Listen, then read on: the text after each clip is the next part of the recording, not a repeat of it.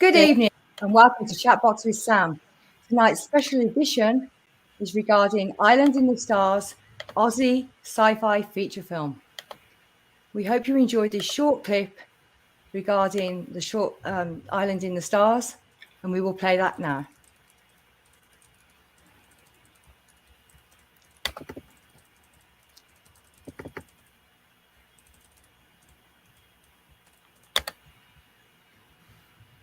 Producer, and what we're talking about is a wonderful film I'll be doing called Island in the Stars.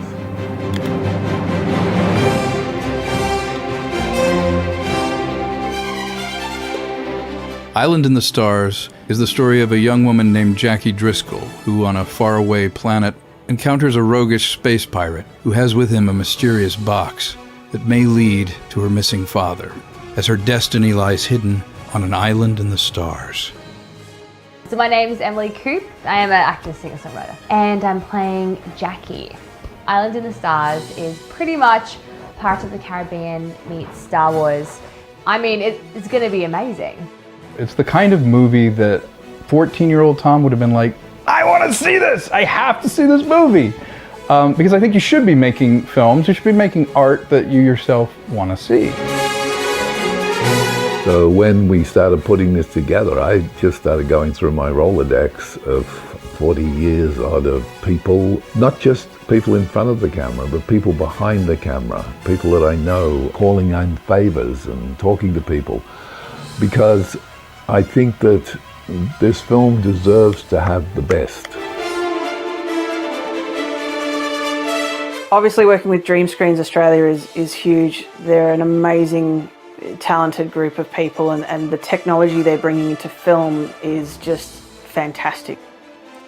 It's going to be wonderful, and seriously, I'll be ringing a lot of you up to see this and pestering the heck out of you to get this film made, because I think it's wonderful.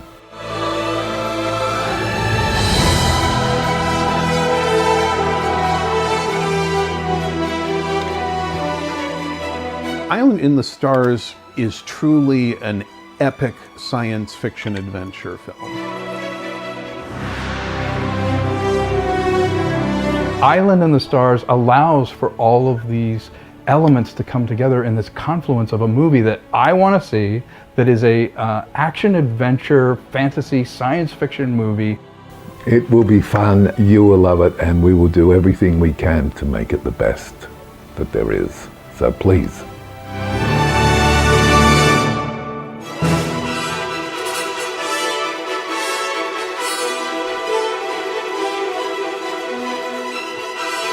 This film will remind you of what you've missed out on and show you that it's still there, and you'll be able to talk to your kids and say, that's what it used to be like.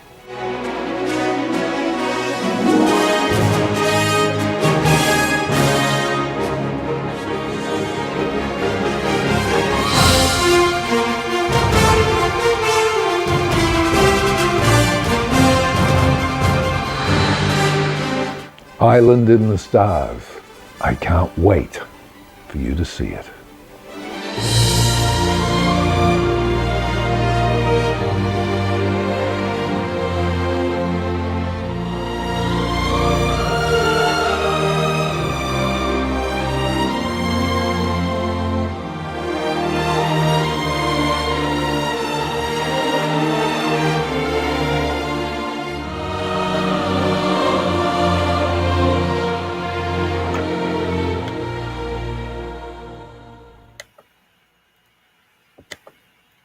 Now that was epic. And we have tonight here Tom Konkle, the director, writer and producer. Lucinda Bruce. Hello. Hello, Tom. Lucinda Bruce is the producer. Hello. And joining us will be actor Vernon Wells. He's in Australia right now. Lucinda is in Australia. Tom Konkle is in the United States. There's Bonnie here, co-moderator. She will help you with the live chat. This is an amazing epic film for all the family. And what they want today is for you to be involved. They have an amazing crowdfunding campaign, Indiegogo site, which is in top of the live chat, which is pinned in there. If you go to that, you'll see the amazing perks where you can be involved with this film, and you can pick the perks and purchase them, and you can meet and greet Vernon, Emily Coop, Krista Vendy, cast of Island in the Stars. Tom, would you like to share? Sure. First off, really grateful to be here. Your support has been amazing. This whole night is really about a group of people coming together with a purpose, and all of us supporting a independent venture like Island in the Stars. I feel very fortunate that, for the last almost 30 years, I've been making films and videos, mostly for other people, but occasionally for myself. And Island is really the sort of end of a very long journey for me. I got my feet wet doing a kind of effects-heavy film with Trouble Is My Business. It had 2,000 visual effects in it, and it created a world in the 1940s. But something I love is science fiction. And so when I approached this story, I wanted to do something that was a Hollywood-style film. But since Hollywood, I've been knocking and Hollywood hasn't let me in, I needed to find another way to make this film. And so with Lucinda and Mike and Vernon, it's really a bunch of really talented people coming together to make this film. And tonight's launch is an opportunity to buy the ticket when we need you to buy it, for some perks and for access, but most importantly, to keep this thing moving. Your contributions, your support of this film right now allow us to do those steps we need to do to kind of stick it to the man, so to speak, with Hollywood, because we're making a big canvas film, old school, the kind of movie I wish Hollywood was still making. And so I'm really grateful to be here tonight. And thank you, Tom. And I will say this film is made in Australia. The production will be filming in Australia. It's an Australian film, and there's been many amazing Australian films out there.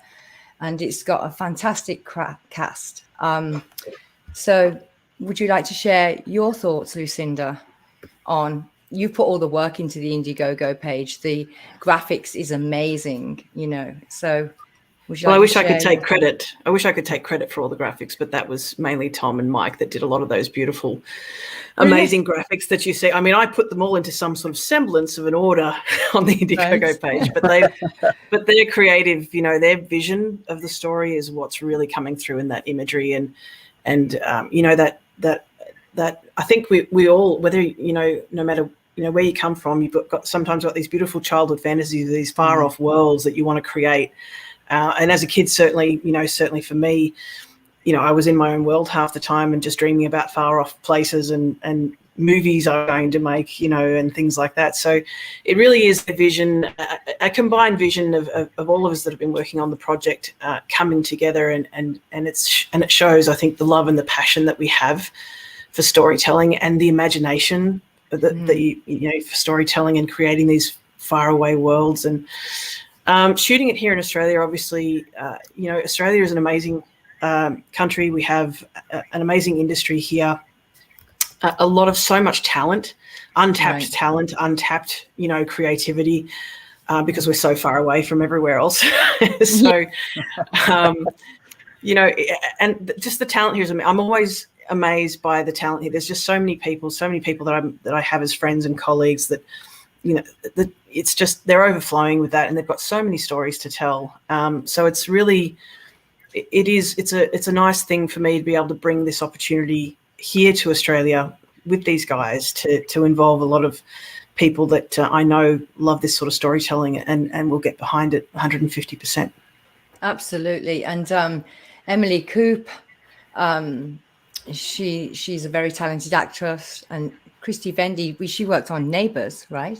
Yeah, she did. Chris is an incredible talent. Yeah, that was a big hit in England as well when I was growing up. Neighbours. Yes. And it's a very massively popular show. I mean, so popular that it recently went through a sort of a tumultuous time. It got cancelled, but the love of fans and the love of the culture that has grown up with it brought it back to life. And it's now sort of going again. And it's a staple of our that and Home and Away. I think they're staples of our industry here. It's kind of what you know, a lot of us, a lot of our content and a lot of our really good actors come from out of those sort of places, but that's not the only place they come from. So there's a lot of, like I said, a lot of untapped talent outside of those, you know, those sort of things that really do promote Australian talent, that they're the ones that we really want to bring to the limelight and shine and give the opportunity to sort of show off what they can do. Absolutely. And what I'd like to say, because Tom is the writer and Mike was the co-writer, what inspired you? Because there's pirates in this, you know, it's futuristic. It's a giant basket that I put everything 14-year-old Tom wants to see. Yeah, the inspiration came from a number of places. To dovetail sort of on what Lucinda said, ironically, when I was in college in the mid to late 80s, my final dissertation was on the Australian New Wave of film. And so I studied it for about 2 years. I studied Peter Weir, George Miller, everyone, Nicholas Roeg, everyone that came out of Australia.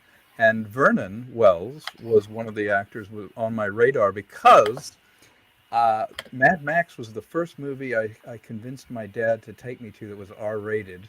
And I was 13 years old, and my dad's jaw dropped when we went to go see Mad Max. It was a bloody mess, and I was the most popular kid in the lunchroom because I could recount from memory every shot, every scene from that movie. So we would sit and eat lunch, and I would do the whole movie with all the dialogue for everybody. And I got in trouble, so I had to eat in the paint room after it because I used like ketchup packs for the blood, you know, all kinds of stuff. So I got in lots of trouble, but it was worth it.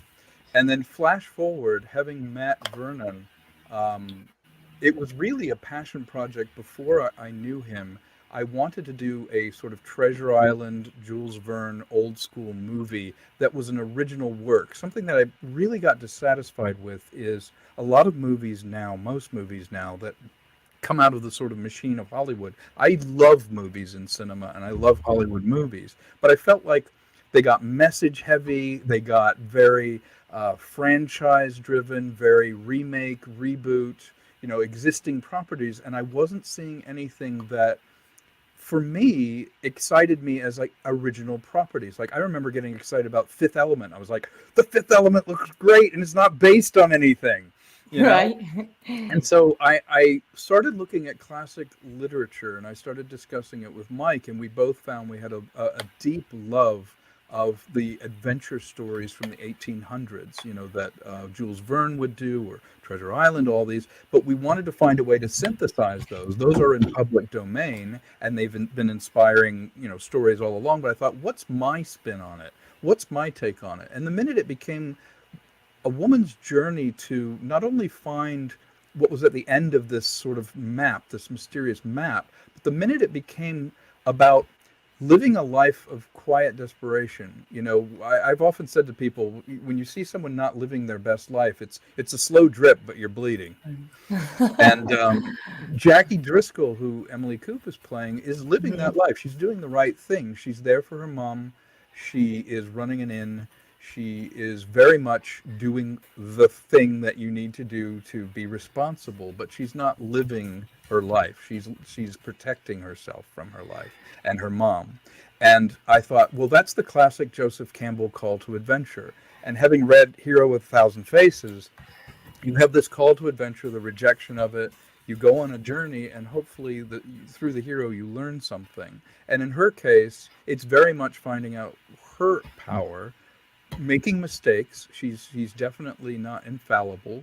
She is a flawed character who finds that she has the strength to not only find a connection with her father, but also to confront large forces like space pirates and a mysterious planet. And all the things that around her are mentors. You know, they're older Australian legends that are literally mentoring this character, and she's learning from them. So it's very meta. You're meeting legendary Australian actors in the film who are playing characters that are important aspects of her. So the inspiration for it was, how do I take all of that and synthesize it into something that is fun, that grandma will go to the film and she'll enjoy it on one level, You know, a guy like me at my age will be like, oh, finally, like something different. And then a kid will enjoy it on another level because it's got space battles, it's got sword fights, it's got everything that I love in one place.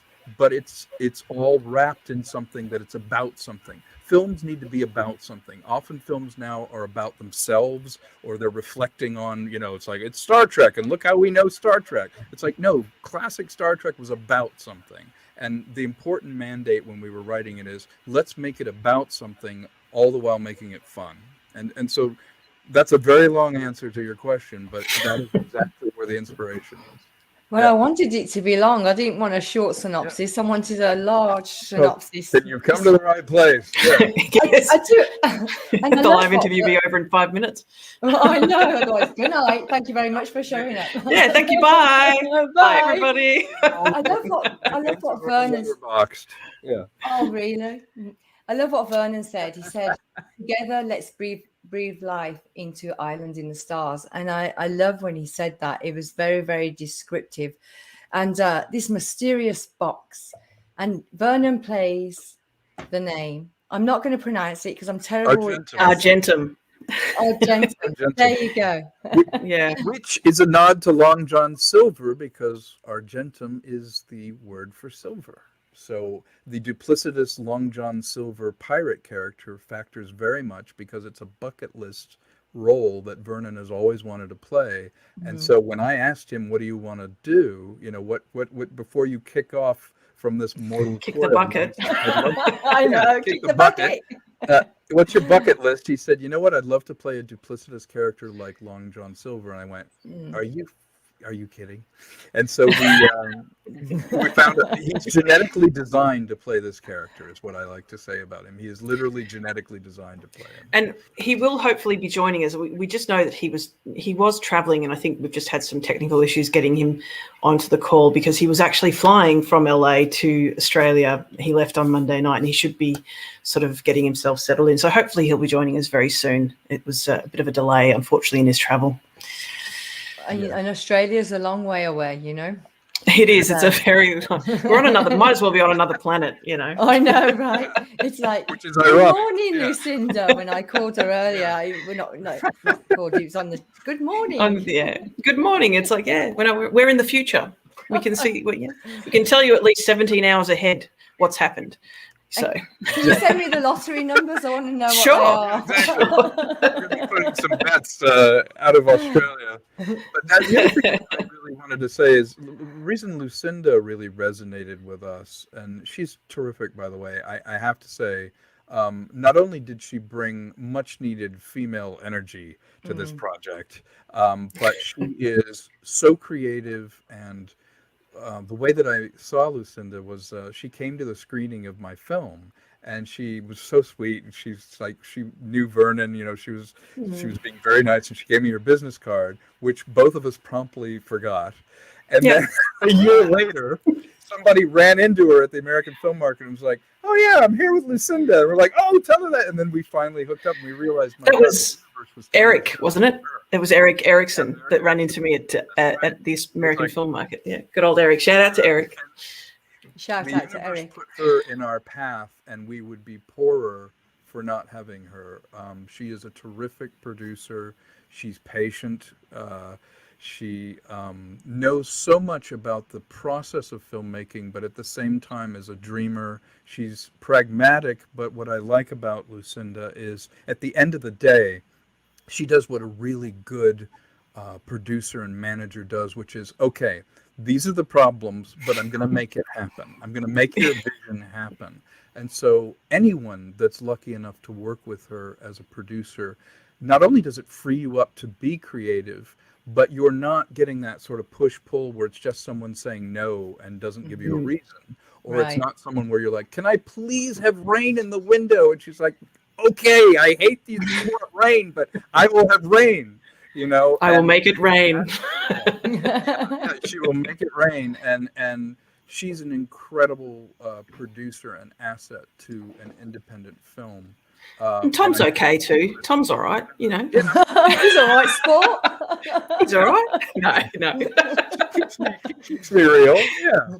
But I did want to say that because it's not just a That's gimmick funny, Lucinda. that we're filming in Australia. It's not at all a gimmick.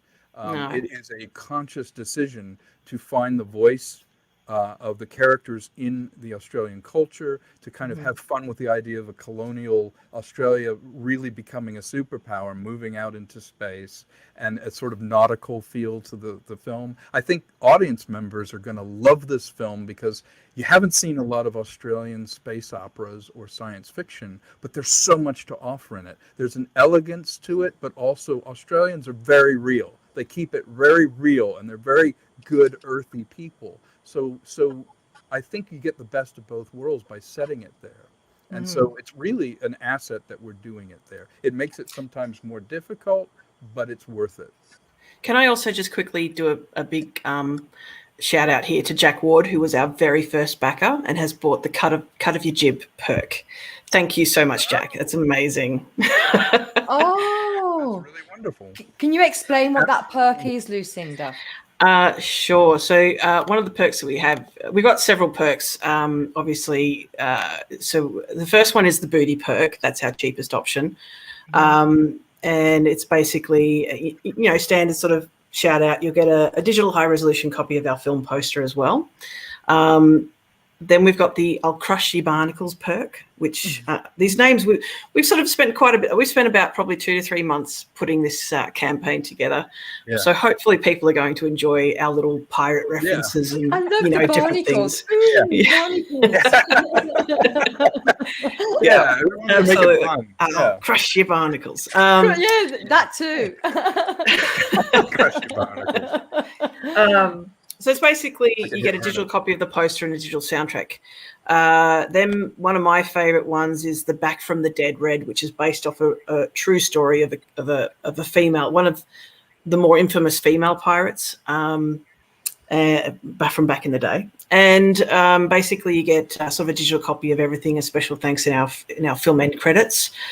Behind the scenes perk, you kind of get a glimpse behind the curtain. We'll sort of put out videos. We'll have a behind the scenes videographer and photographers taking photos of everything that's going on behind the scenes, and we'll kind of release that as we're going along to people who have got that perk and want to see.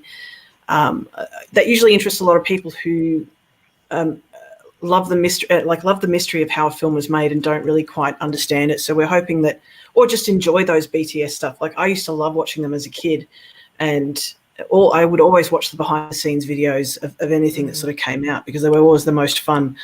Then we've got a Captain My Captain perk, which is basically a digital copy plus an IMDb film soundtrack, IMDb film credit and the digital soundtrack. The Cut of Your Jib perk, which we've got now as Jack Wood, our first backer of, is basically sorry, my computer just froze for a second there. It's okay. We still got you. I'm glad you guys have me. My computer is like, nah, I don't got you. It's like, nah. It's because you're on your own. You're in the future, Lucinda. What do you expect? I know it gets a little bit. It does. It gets a little bit sort of cranky being in the future, but that's okay. So the Cut of Your Jib basically is a digital copy of the script, digital copy of the poster, a Blu-ray copy of the film. So that's our, we're going to be doing Blu-ray of the film and an actual tangible thing, because if a lot of film people, I think, whether you're in the industry or not, people who love film, cinephiles, love those tangible things. We love to have a copy of the film. Like I've still got DVDs and I don't want to get rid of them because I love those tangible. Right. I love the covers of DVDs and Blu-rays and things like that. And I don't know, there's just something, funnily enough, even though it's a very recent technology, there's something a little bit nostalgic about it. So, yeah, basically and that's I do love this Indiegogo. I've worked with other people before doing crowdfunding, and a lot of people do crowdfund. And I think it brings a personal feeling from the viewer. I mean, we feel personal when we're watching that movie and it moves us, especially me, empathic. It moves me when I'm watching something. I get involved. So it's not just, hand your money over. It's be involved with this, be part of it. and grow with us, because movie making, it isn't a walk in the park. It's extensive hours. It takes a lot of money, a lot of time, a lot of dedicated, hard-working time, all hours. It's not a 9-to-5 job. It's excruciating. And talking about that, I know a lot of people are thinking right now, well, aren't we on strike? Well, this film is based in Australia, and Tom is within the waiver rights, and Tom will explain that just a little bit. We're just going to touch on it a little bit so people take that question away from your minds. Of course. Being a member of the unions that are striking, I completely support what they're doing. It's more than a waiver, it's an agreement. The interim agreement is allowing independent producers like us to hire and shoot, because we are agreeing in advance to everything that's on the table from the union side. And what that means is, once things are settled, we have pre-agreed to those terms. We are not subverting those in any way. And we are also creating a film, hopefully, that while there's no product coming out of the sort of corporate, universe of Hollywood, which is who they're negotiating with right now, we can use that to our advantage, because we will have a film out, hopefully, that can fill the plug, because we've been down for months here. So hopefully we're able to create this film and create our own Hollywood-style film outside the system. But we definitely are respecting all of the unions. Certainly, I'm a union member, and I agree with all of the terms that are going on. So it's very important. I'm glad you brought that up, because Lucinda and Mike and I talked about this, and not only are the questions of AI replacing people, but also the streaming issues are absolutely key. We're at a crossroads right now. So not only can you participate in this film and sort of stick it to Hollywood, but you're also putting money into an independent film at a time when Hollywood is falling apart over this. And that's at the end of the day, what we're doing is we're creating our own little ecosystem, our own world to create this thing, and everyone contributing. Not only are you literally in the film, your name, your contribution is going towards making the film, but you're also offering support to people that are struggling against the kind of exploitation that's happening from these corporations. Absolutely, 100%. I completely agree. Is this? Can you read that one? Is this star map anywhere on the site? This is from Bill Kilpack. It's a secret, Bill. You'll have to see. It's a secret, yes. First, you have to donate. That's right. Hello, Bill. Jump on in there. Bill Kilpack is the writer. He's a writer too. That's right. He's a wonderful writer. He also loves science fiction, and Yes. He's super supportive, and I love his work as well. But no, we can't give that away just yet. But if you want a map, there is a perk. You can get a map. There is. There's the star chart vector map perk. So I also want to do a shout out to Maria Nasrallah. I hope that's how you pronounce their last name. She's also backed things. So we're doing well. And I'm just checking. There's a couple of others that have come through as well. So I'll call them out once I figure out who they are. That is terrific. I'm really pleased. One of the things you have to do is really engage with the audience. And I've really found my people here on YouTube by appearing on Robert Meyer Burnett's show and Midnight's Edge and Zach's, and found these wonderful people that are frustrated with Hollywood as well, but love genre films like me. Mm-hmm. And as somebody that actually makes them, it's incredible to talk to the people that you're making it for. When you make a film, you make it for you, but you also make it for the audience. And so actually having a conversation with them and engaging with them now makes me feel like I'm taking feedback, and I'm finding out what people are looking for and their own dissatisfaction, but I feel them, and I know as an audience member, it's like, oh, they're going to like this, or they'll love this, because you're connected to them. You're not bringing it down from on high. It's not some white paper written by a committee somewhere where it's like, oh, I put this, and this. It's like, no, you talk to people and you find them through YouTube, and they're like, God, I really wish films were back like this, or I wish people were doing more original things. And so the power of reaching out through something like this, like the show today, or doing all our social media, that's just part of the dialogue. Right. you have an unprecedented access to people now. And Yes. if you're authentic and you mean it and you really want to enroll them in it, it's super powerful. We can create our own entertainment system together. Right, absolutely. And would you like to explain this steampunk? I thought that was very catchy. Lucinda, Oh, yeah. Go ahead.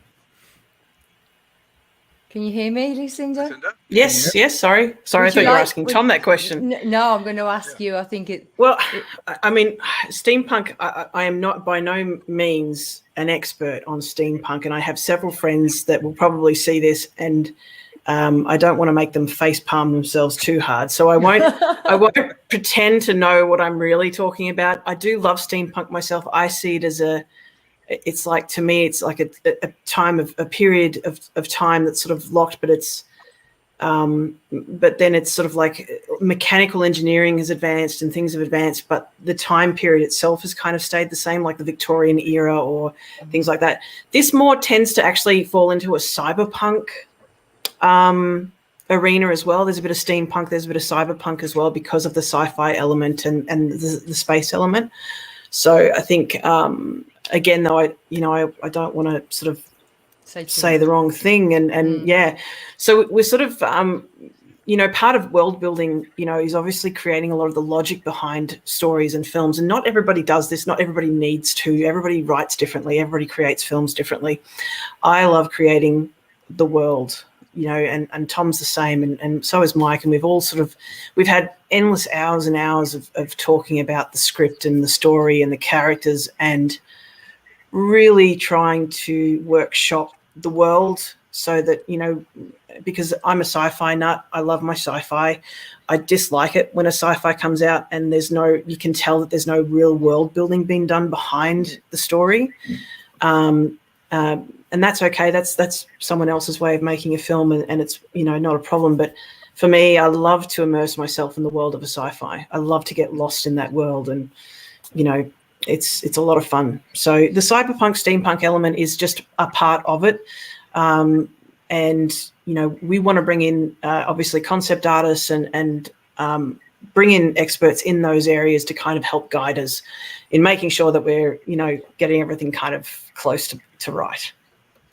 Absolutely. Yeah. And I want to bring in Mike Smith too to talk about this, because the look and the world building of this was very important to both of us when we were doing it. So let's welcome Mike as well. Yeah, greetings everyone. You can hear me all right? Yeah, We can a little hear you. louder. You can go a little louder. Okay, well, I may not be able to do much about that. I'm calling from the mobile command center. The mobile command. So you We can don't have to mobile. gain me up if anything. That's right. But yeah, the visual and thematic aesthetics for the film were quite important, and something that we both got a kick out of, and which is, I view it kind of as the essence of steampunk, diesel punk, these sort of plays on the cyberpunk genre, is when you're mixing the old and the new, or the rooted in reality with the fantastic, and there were fun examples that we'd seen, like Tom had mentioned Fifth Element a little bit earlier, and some of the genesis of this film just came from the ideas of the matching and blending together of something like a classic Baroque Louis XV era theater with a spacecraft, which is something that they did, and it worked quite nicely. And so we kind of took the same idea of, like, well, what are visual aesthetics that feel fun and kind of timeless, and we incorporate those into this science fiction story, and they help kind of create this unique world that everything lives in, and that's where a lot of we some of the thematic ideas that we had then had story effects, because things work a little bit differently. There's plenty of things that probably still are, touch screens and digital, but that's not the only kind of technology that's driving things. There are still things that use pipes and valves, and there's there's also a lot more, there's a lot more sort of wood and fabric and organic things in sort of a steampunk science fiction universe than there would be in something where just everything is plastic and metal and that's about it. So that drives a lot of what you will see in the film, and that also spread into the ideas of how the film works. Thank you very much, Mike. To dovetail off that thought too, for the characters, what I liked is there's a Victorian era aesthetic. And what I mean by that is the manners of, say, Dr. Chesham and his dealings with, Jackie and her mother. There was a formality. There's the tip of the hat. There's almost a naval, a colonial naval aesthetic, like Master and Commander, one of my favorite films. The way that the characters interact forces it to have a formality, which makes all the emotions kind of underneath the surface. It's not like modern day where everyone's like, hey, F this or whatever. They have to talk to each other in a mannered way. And when words are more poetic and they're in a more classical structured way, that repression actually creates that rubber band, which for an actor is really fun because they don't feel contemporary, they feel timeless. And the thing about this film is that it's a timeless film. It's not one where you go, oh, yeah, this was made in 2023. Look how everybody's talking. No, it's Victorian in its manners while at the same time being in the extreme far future. So in a way, it's almost as if Australian culture embraced some of the colonial aspects of their positive colonial aspects, not the negative ones. Positive colonial aspects. The positive colonial aspects, not the negative ones. Yeah. We've removed the negative ones. Each country's got positive, negative. Yeah. Or the colonial moved era. out into the stars. Colonial era. Yeah, definitely. Yeah. And for me, that makes the characters more interesting. Can I just also do another shout out to Avery Jacobson? Thank you for buying the booty perk. And Jeff Donovan Wade, thank you for buying the Dead Men Tell No Tales perk. I love that perk. Thank you. Can you explain that perk? Terrific. Let's tell people what the perks are. All right. So the perks, basically, I went through, I think, a few of them to begin with. I just wanted to quickly touch on, I've got a question that someone has asked in the Facebook Live chat that I wanted to quickly touch on before we move on to the perks, if that's okay. So Jack Ward asked, will there be an opportunity to try to organise local showings of the completed movie? I'd love to get some showings in the theatre here in Halifax, Nova Scotia. First of all, shout out to Nova Scotia. That's awesome. Hopefully, That is amazing. I mean, our aim is to do a theatrical sort of release of the film.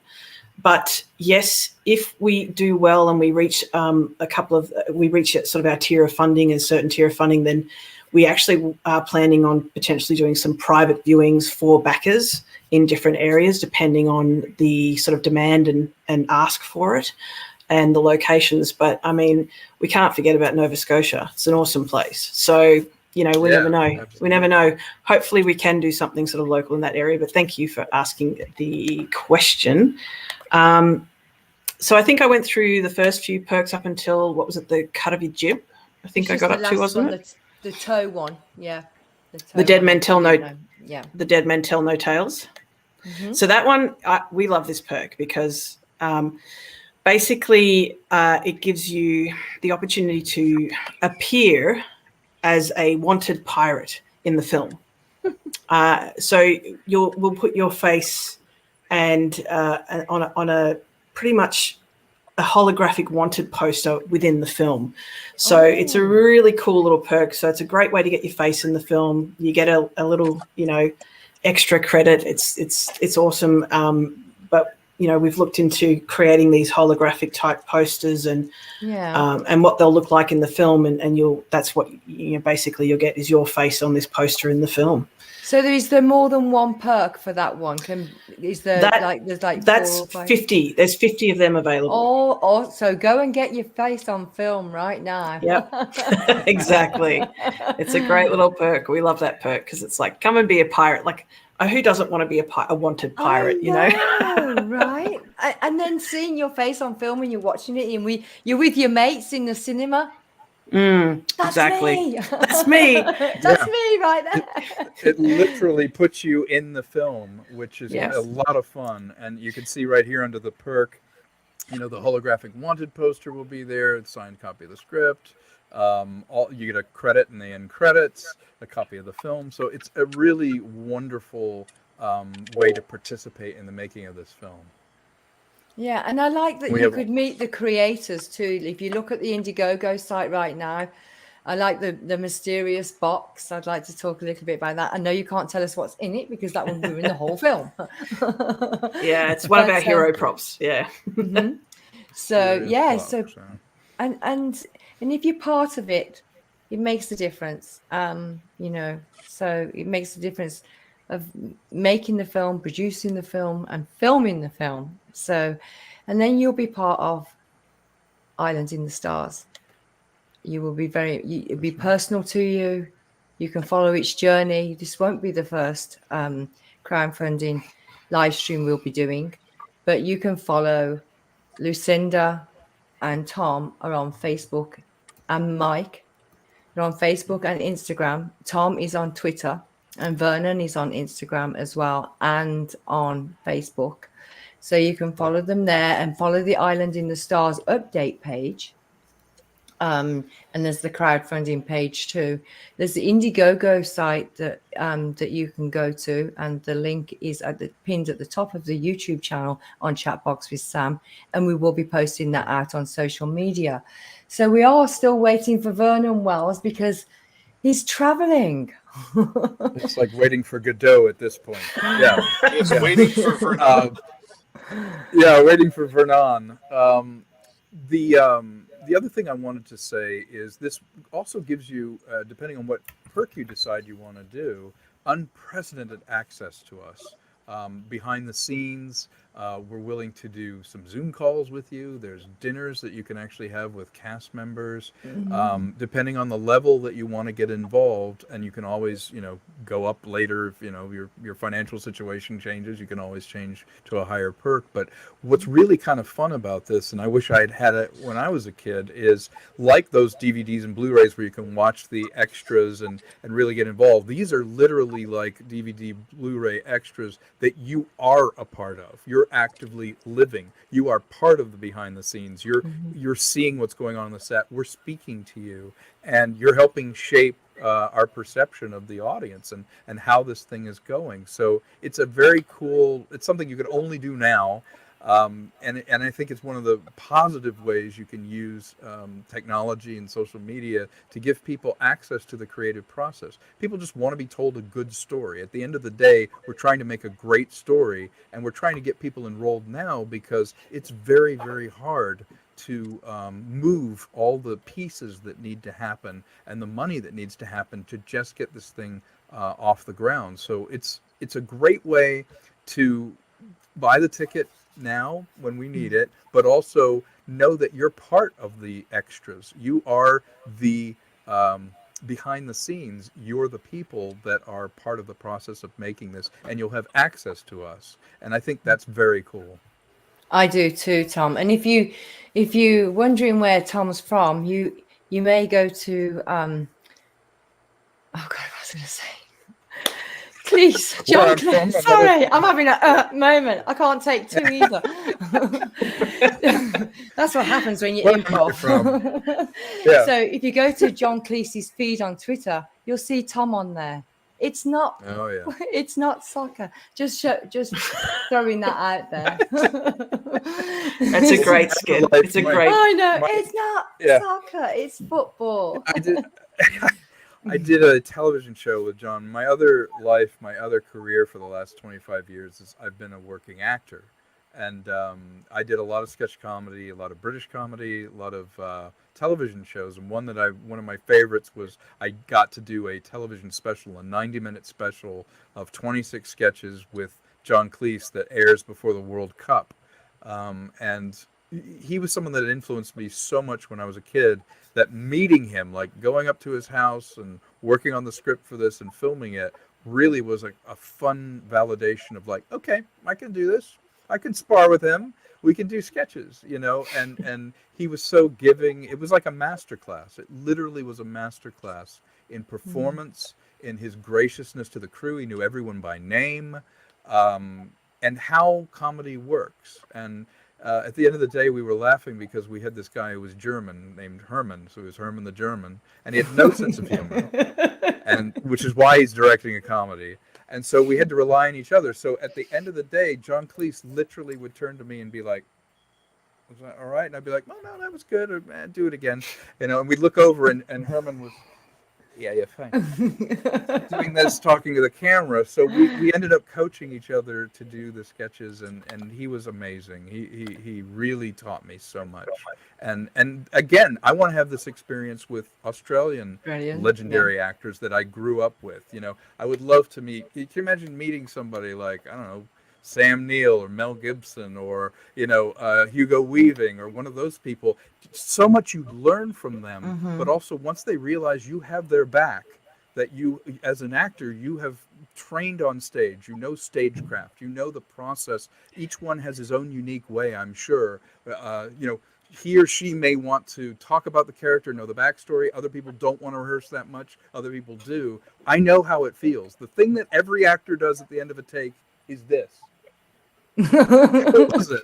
Do you remember we said that? Exactly. It's like, was it all right?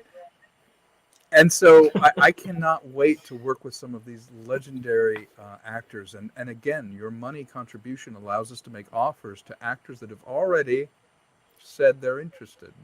So we just need to be able to make an offer. I do have a question for you. I do have a question for you, Tom.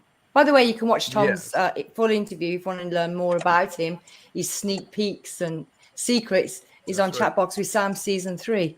But is there anyone in Australia that you'd really like to cast for Island in the Stars? Oh my goodness, there's so many people. So many. Come on, you can name a couple. Yeah. Okay. Well, I did have this fantasy where one of the early independent Australian films that Vernon did was with this guy. He's a bit of a crazy pirate type named Mel Gibson. It would be interesting to work with someone like that. Can you imagine him reuniting with Vernon? He still likes Vernon. Absolutely epic. It would be epic. Or working with someone who's just pure class, someone like Sam Neill. Lucinda and I are both fans of Ben Mendelsohn. I think he's terrific. Certainly, gosh, I could see him playing one of these classical mentors to Jackie. Hugo Weaving, who huge fans. Mike Smith and I were talking about him when we were writing. There are so many people. Jeffrey Rush would be nice. I mean, Russell Crowe. It's not like there's a part for him. Russell Crowe's great. He's been stalking me on Twitter. Where am I now? Somebody else who's really terrific, who I met through Lucinda, is Krista Vendy. She is amazing. So supportive, so giving of her time and her talents. And can I also say, giving of her support, she just bought one of the perks from the Indiegogo campaign as well. Wow! Thank you, Krista. And also, Kerry Fisk bought 2 perks, so that's awesome. Thank you so much, Kerry, who I call Auntie, even though she's not my real auntie. She's so cool that I call her Auntie. Oh, thank you. Oh, I didn't know sorry. you could do that. Thank you, Auntie. Thank you from America you too. Could buy 2. That's fantastic. And Lucinda, wasn't there another actress we were talking about to play Victoria, the mother of Emily? Way back to. There's so many. I mean, we've. Sorry. Yeah, possibly. I mean, she did a film with Russell Crowe early on, I think, didn't she? Yeah. Which one? Sorry, which actress? Oh God, what's her name? Yeah. Yeah. There's so many amazing female Australian actors as well. Toni Collette, Kate Blanchett, Margot Robbie. Yeah. All these people are amazing. Wouldn't say no.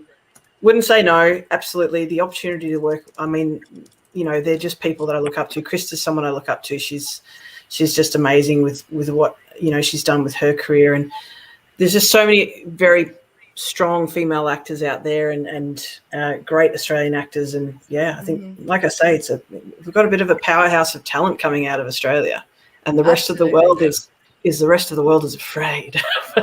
I love Be it. afraid. Just gonna but take down over. under. Should be afraid. Yeah. Yeah. So do you think when the strike is over and everything, and if you're still, obviously production takes a long time and filming and everything, would you be branching out to any of the actors and actresses in the United States or say France or Europe? Well, one of the key things about shooting an Australian film is that pretty much 95% of it, the people that you bring in need to be Australian. So, and that's due to some of the incentives and things that we would like to go after, in shooting here, such as the producer offset. So there's not a lot where we can pull from too many other places and sources unless we start looking at, say, doing a co-production or things like that. So as a purely Australian production, we're looking to have kind of pretty much all of the talent and crew Australian. Well, there you go, Russell, Mel Gibson, get on board. Get on board there. And you know what I was thinking of? Her name escaped me, but Jacqueline McKenzie as well. Oh, Jacqueline McKenzie is amazing. Yeah. Yeah, she's amazing. Jacqueline McKenzie, such a talented actor. I love her. Amazing. Yeah, and so yes, we would be bringing in mostly talent there. We'd have to find somebody. If we brought someone from America, who's playing a pirate, or something, you'd have to get somebody with a real great face or something, like a Danny Trejo type person. That you would bring in to play a pirate. Oh, yes, he would be good. Yeah, he'd be great. He'd actually great be great. respect for that gent. Great respect. Yeah. Yes. There are exceptions to the rule, There are always exceptions for the right face. Yeah. for the right person. Vernon. Yeah, exactly. The right person. But yeah, at the end of the day, the DP, the crew, all of it, we're going to be pulling. Literally, I think Mike and I are really the U.S. contingent as far as that goes. Everyone else is coming pretty much out of the incredible talent pool in Australia, and we even have a partnership with a studio, visual effects studio down there called Dream Screen, and that's just taking us to the next level as far as being able to do amazing sets and integration of visuals to create what I'm trying to create, this very big canvas and create a world that you feel familiar but you've never seen before. And so I think having a lot of Australian talent that's untapped is going to be amazing because it's just going to feel different. We'll do a little shout out to Clayton Jacobson at Dream Screen Studio. He has been so supportive of our project and working with us and loves the concept. And he's just a generally supportive, really good egg in the industry. He loves helping indie filmmakers, and we just love him. So big shout out to him because he's amazing. I'd just like, if you don't mind, I'd just like to show the clip again for anybody that hasn't seen it. Yeah. Could we just please show the clip again? Yeah. That'd be great. Yeah. We can. Just 1 second and I'll set that right up for you. Sorry, Please stand by. I was going to sign language. if you heard a squeak, that was my dog Zeus. He just decided to let himself in because he can do that. He's magic. Oh, and Auntie Carrie says, don't forget I'm an awesome chauffeur. She is an awesome chauffeur. She provides awesome chauffeur services for all our talent. So, and what we're talking about is a wonderful film I'll be doing called Island in the Stars.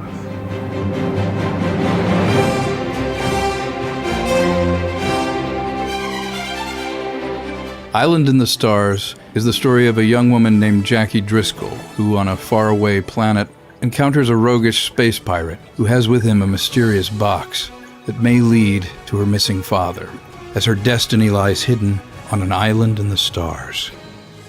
So my name is Emily Coop. I am an actor, singer-songwriter, and I'm playing Jackie. Island in the Stars is pretty much Pirates of the Caribbean meets Star Wars. I mean, it's going to be amazing. It's the kind of movie that 14-year-old Tom would have been like, I want to see this! I have to see this movie! Because I think you should be making films, you should be making art that you yourself want to see.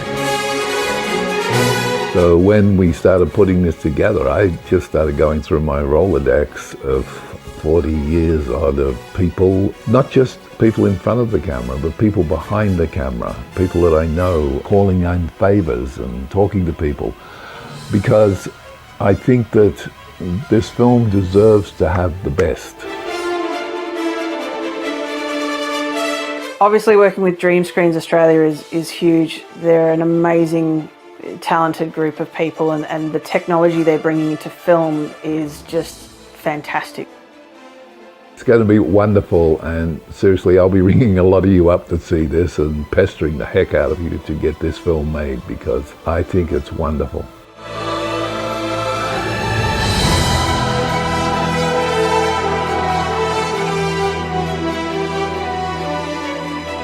Island in the Stars is truly an epic science fiction adventure film. Island in the Stars allows for all of these elements to come together in this confluence of a movie that I want to see, that is a action adventure fantasy science fiction movie. It will be fun, you will love it, and we will do everything we can to make it the best that there is. So please.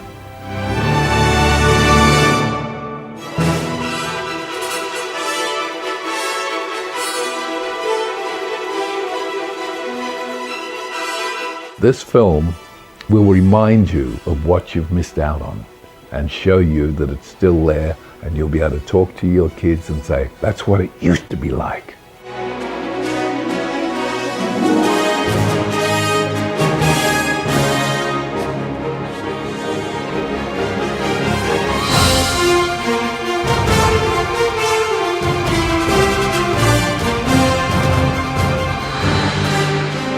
Island in the Stars.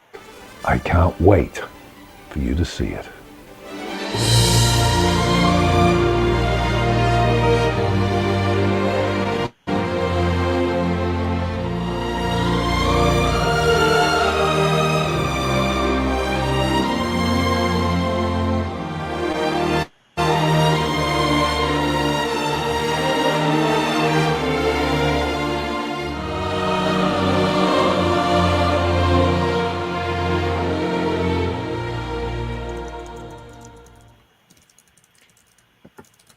I love the graphics on that film. Absolutely epic, amazing. I can't wait to watch it myself. Yeah, that's literally the music I was listening to when we were writing it. Really? That's, yeah, that's a behind the scene moment right behind there. the scenes. Yeah, Mike and I love to write. We're both freaks for soundtrack music. Like we will stump each other by playing tracks and go, name the movie, name the scene, name the year, name the composer. And I don't think we've really stumped each other very much. Really? And maybe Mike wants to speak to that. The musicality of film is so important to us. So I don't know, Mike, you want to jump in on soundtracks? Oh yeah, I mean, we have done the the name that tune kind of game, and we don't stump each other too often, especially if it's kind of right in the zone of this sort of second golden age of movie scores that kind of transpired around the late 70s to really the early 90s. There were so many iconic film scores done in that time that are now just kind of part of everyone's lives. Yeah. Interestingly, So, this music is not the music to a movie. This is not a movie soundtrack on our reel. It's an artist that I've really loved his work and supported him forever, Thomas Berenson. And he does these independent symphonic and sort of new age and all these different albums. And I've loved his work forever. So I would work with him in a heartbeat. I really feel like music is another script. It's another part of a film. You have the dialogue, you have the visuals, and then you have the music. And when they're working right, it's this beautiful sort of intersection of things where this is why we listen to music when we're driving. It's a movie. You're looking out your front window, you've got music playing, and you arrive and you're like, wait, did I just drive 20 minutes? You know, that's the power of music. It is, and I think music and film are like a ballet. They have to be in sync and they have to move together. You know. Yeah, I agree. And That's some a of good the way of most putting it. They have to move together. Some of the most affecting, instances of the use of music in film is when it's not only been just kind of added in and it's part of it's just part of the process of manufacturing the film, but it's when there's a lot of active thought process that goes into it. There were some music cues that helped inform the way that we concluded the feature that we did a few years ago called "Trouble Is My Business,"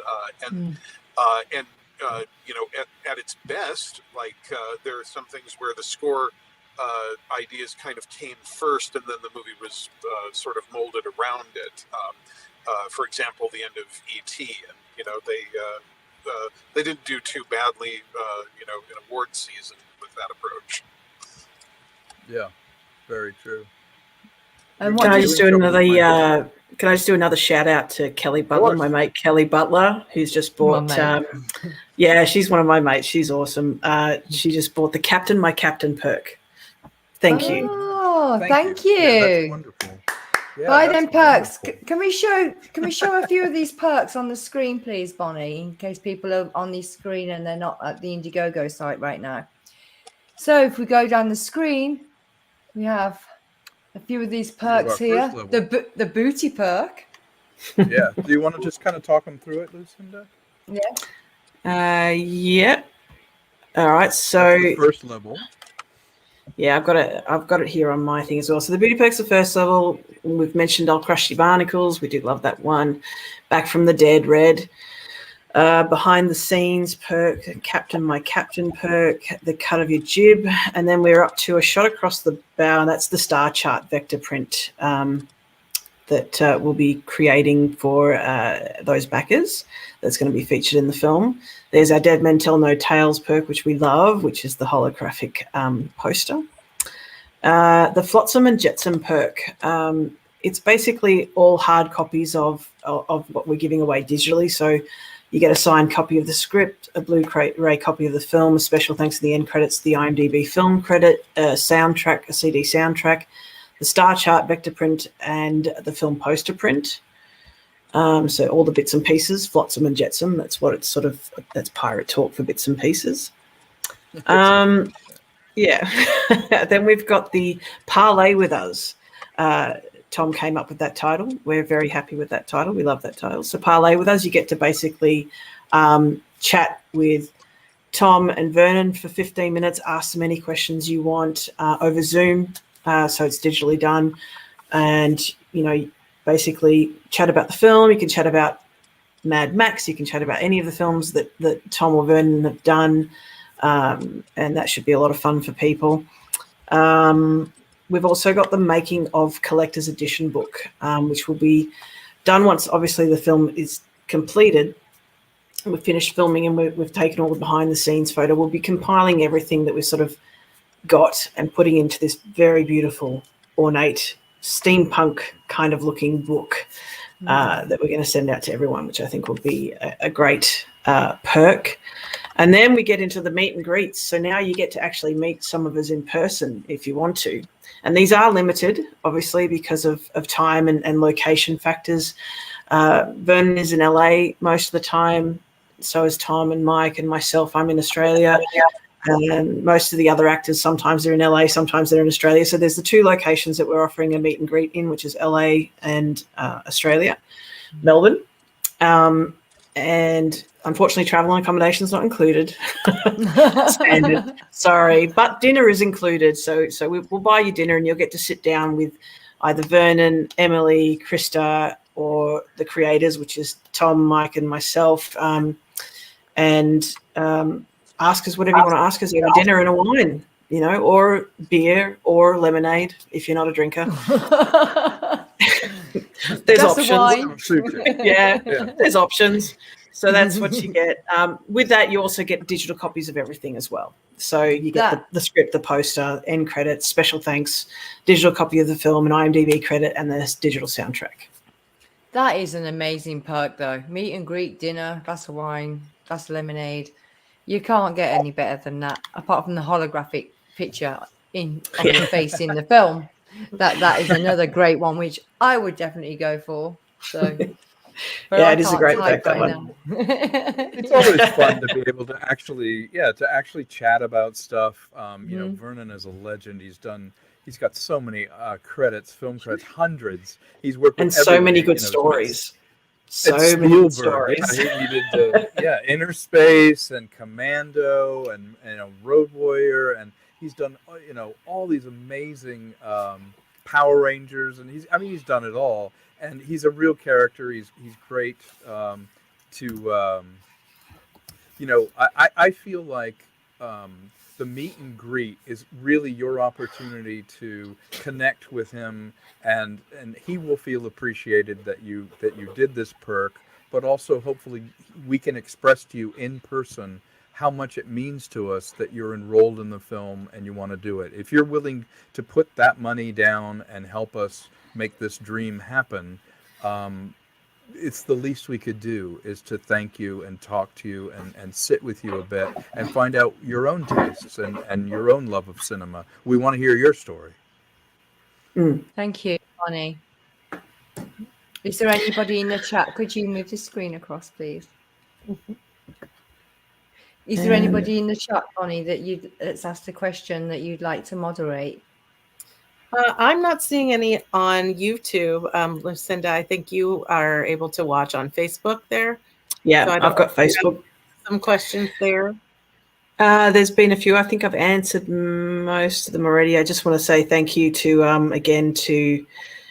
Avery, who's posted to her Insta and FB and TikTok. Gotta love TikTok for all the young kids out there. Yes. So thank you, Avery. We appreciate you doing that. And you will be, if anybody's bothered to read through, they'll see why simply sharing our campaign is worth the effort. So if you have a read through our campaign on Indiegogo, you'll be able to find the sharing is caring perk. And that's all I'm going to say. But if you read through, and you'll see what you get for it. And it's not an official perk on the Indiegogo page, but it's written in the description. So go and check that out. Shout outs on social media as well. You'll get them if you go through the perks. I've seen them. So, and this live stream is live, but it's also recorded. So we will be reposting it because in the announcement, Vernon was in the announcement. So you can also see Vernon, what he has to say about Island in the Stars on the announcement page on the YouTube. It will be on our Facebook pages, on our Twitter and our Instagram pages. But you could, for the viewers, you can go back and listen to this again, and we will be sharing it out on our socials. And Sam, you're talking about the brief live stream we did the other night where Vernon was there. Is that what you're talking about? And this one. Oh, I just Vernon. He may be joining us now. Yeah, he's just texted me, and good. They are in Brisbane. And so Brisbane. He's trying to connect now. He's in Brisbane. Yeah. So a lot of people pronounce it. A lot of Americans pronounce it Brisbane. And, no, not me. I say Brisbane because I was born in England. So you were born in England, so yeah, that's right. Brisbane. Look, on behalf of the American people, I want to apologize for how we pronounce things.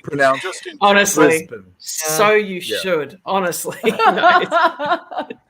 I'm guilty. But thank you, Mike. Thank you, Mike. All of Australia appreciates you for apologising on all of behalf of the United States. Yes, it's we're awesome. Deeply we do. Absolutely. You know, we feel terrible. We've tried to correct the problem. Some people won't cooperate. Yeah. It's all right. You keep working on that, okay? You keep working on getting them to fall into line. All right. Absolutely. Yeah. It's funny, you know, because people say to me, because I've been here 20 years, are you Australian or English? And they go, and I say, I'm English, and they go, oh, I'm sorry. You've got your accent wrong. I says, I don't care. It's all right. I said, it's a compliment either way. Like I used to get, I used to have people think I was from like South Africa or somewhere like that. Oh, yes, overseas, yeah. But any one of those countries, England, Australia, anywhere New Zealand. really. Yeah, New Zealand. I mean, New Zealand's such an awesome place, and we love our New Zealand, people and all the talent. I mean, the talent that comes out of New Zealand. Technically, we can't say Russell Crowe and Sam Neill are Australian, even though they are Australian, but they're actually from New Zealand originally. So we have to, recognise that a lot of talent comes out of New Zealand as well, and they're so close to us here. They're it's such a great, beautiful country as well. So you don't feel offended when someone says, "Are you English or New Zealander?" Or I'm like, I could be. What would you like me to be? Well, I was just about to say, it's Friday night. I could be anything you want, darling. Yeah, I could be anything you want me to be. Either way, they love your accent because it's different. And, when you're from somewhere like Australia, you don't think of your accent as exotic.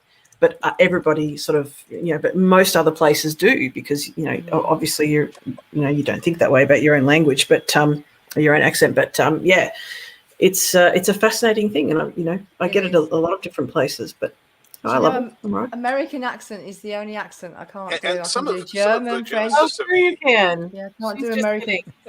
You can do it. I can't. I sound like I'm from Texas. She does. It's always better. Which is a beautiful language. Yeah. Oh wow! I remember I went into a supermarket with my cousin once, and all I did the whole time that I was in there was a very Billy Connolly Scottish accent, and everybody thought I was from Scotland. It was so much fun. I love doing stuff like that and trying to trick people where I'm from. Me too. I once did the Edinburgh, and I was near the Edinburgh Fringe Festival, and at the end of something, this Scottish woman comes up to me, she's like, "Do you know where Princess Street is?" And I said, "Oh, no, it's right around there." And she goes, she looks at me, and then I answer in an American accent. And there he is. Can you put him up? Hey there. Don't do the Yay! American accent. Yeah, I'm sitting in the lounge in Brisbane waiting to get on a plane. Oh, bless you. You are live. Wow. Well, welcome, Vernon Wells. How are you, me darling? Tired, irritable. Irritable. Perfect. So you just normal then.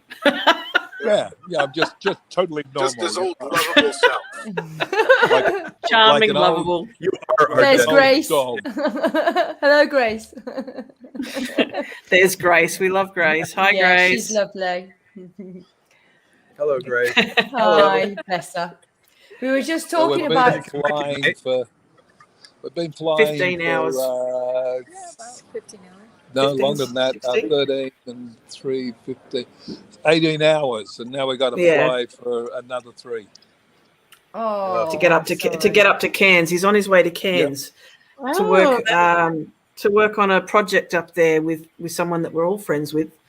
So But you can't say too much about that. We're glad you can make it. In 30 seconds, not my fill me project in on what's happening. Okay, so we're live.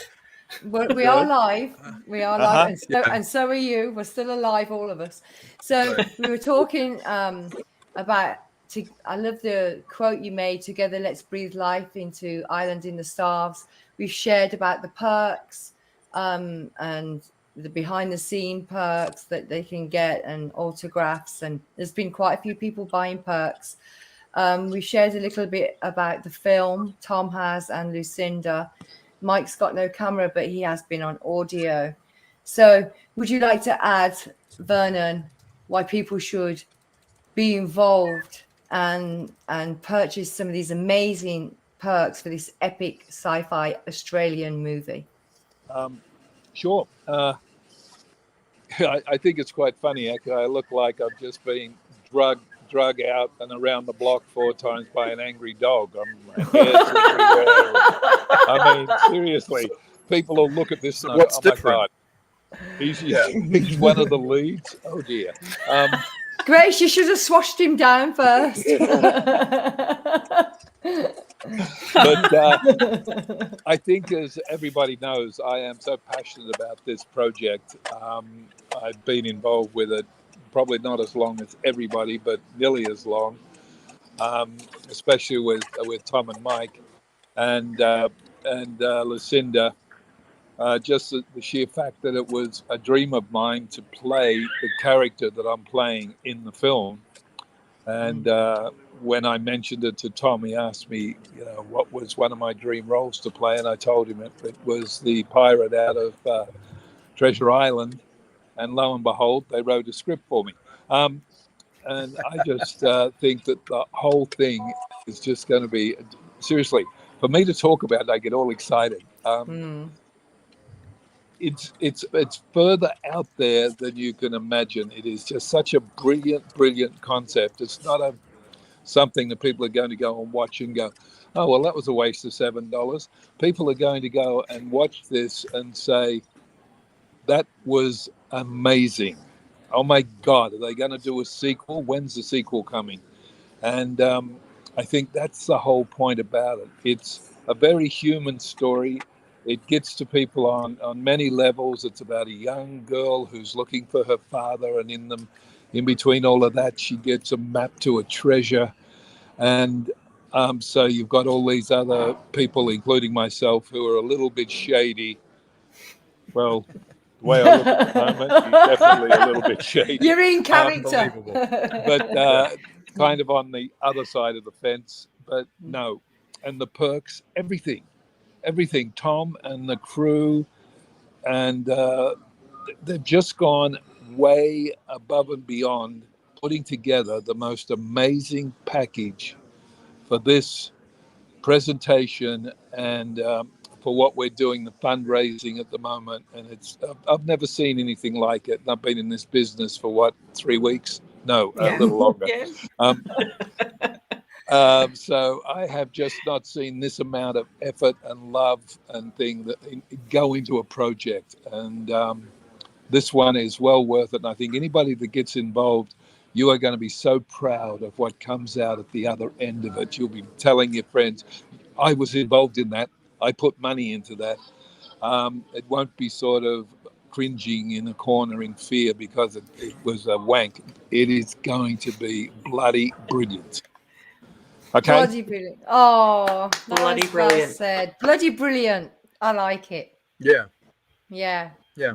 Thank At the you, end of the day, it's Vernon. about something, and it's about all of these characters coming together in a classic adventure story, as Vernon said. And it really is a dream project that he wanted to do. And he's calling in all the favors and all the contacts that he has to make this the best film possible. And I'm so happy to be friends with him. I respect his opinions and his talent. And at the end of the day, we're making this film that's a movie we want to see with the people we want to make it with. And that includes the people that have been so kind so far, that have given money to the project and that believe in what we're trying to do. We're trying to kind of stick it to Hollywood here and create an old school, great classic adventure without asking for permission. We're not waiters, we own the restaurant.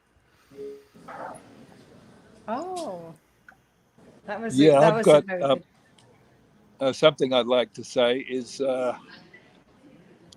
I'm just proposing this because I'm catching up. I'm an hour and 17 minutes behind, so I've got a lot of catching up. But what I'd like to propose, Tom and Lucinda, to the people out there, if you donate over a certain amount, number one, you'll be able to select from any of my 5 or 6 major films, and I will personally autograph a photograph for you with anything you want on it to anybody you want it sent to. And if you live in the Los Angeles area and you put in enough, then we will have dinner together, myself, my wife Grace, and whoever the person putting the money in is, as our way of saying thank you. And that's just from me. That's not, I don't think, from Tom, unless he's already said that. But that's just something I thought I'd throw in there. You never know. That's a great perk. That's a great perk. That's in there. The dinner, perk. That's the meet and greet perk is there. Yes, with Vernon. So yeah, I think that's one of the best ones. McDonald's. I'll McDonald's. take that. You finally have lunch with me at McDonald's. It'll be a McDonald's hamburger, nothing over it. Yes, Macca's. Macca's in right. Australia, Macca's, and McDonald's over there. That's right. But yeah, No fries. well, at least make it a happy meal. We can make it a right. happy meal. Yeah, We happy want people meal. happy. Yeah. Excuse Yeah. me. You want me to be happy as well? I'll forget. No, just the meal. You don't have to be happy. The meal good, just has good, to be good. happy. It's your McDonald's grumpy meal. Yeah. Yeah. Yeah. I think McDonald's should have a That's grumpy meal. wonderful. I don't know. I think an They all you should have can a eat grumpy meal. buffet would be much better. That's true. That's true. Yeah. Hi, Bonnie. One of the things that I wanted to say, Vernon has to go here. You have to go pretty soon, I imagine, right, Vernon? Yeah, he's got to fly out. Yeah. They're Thank you yelling for things being here. behind me. So I understand. Well, we appreciate you being here and you being available to the people that are contributing and getting enrolled in the film means everything. And I think we're going to do an amazing film together. I'm really pleased that everyone's showing an interest in contributing to the film, and this really moves the ball forward. Yeah, I'm just glad I could get everything together. As you can tell, we're doing this in the middle of the lounge. It's like Couldn't tell. It wasn't obvious at all. Yeah. I thought it was Avon. Yeah. No. This is living room. Yeah, But he's just trying to create ambiance. I'm glad I got on to say hi to everybody, and I do apologize to everybody out there. Traveling from Los Angeles to Australia has been a pretty hectic little schedule for me, but I wanted to do this because I think everybody deserves to have each one of us represented, and I am one of the team, and I'm glad and happy to be here.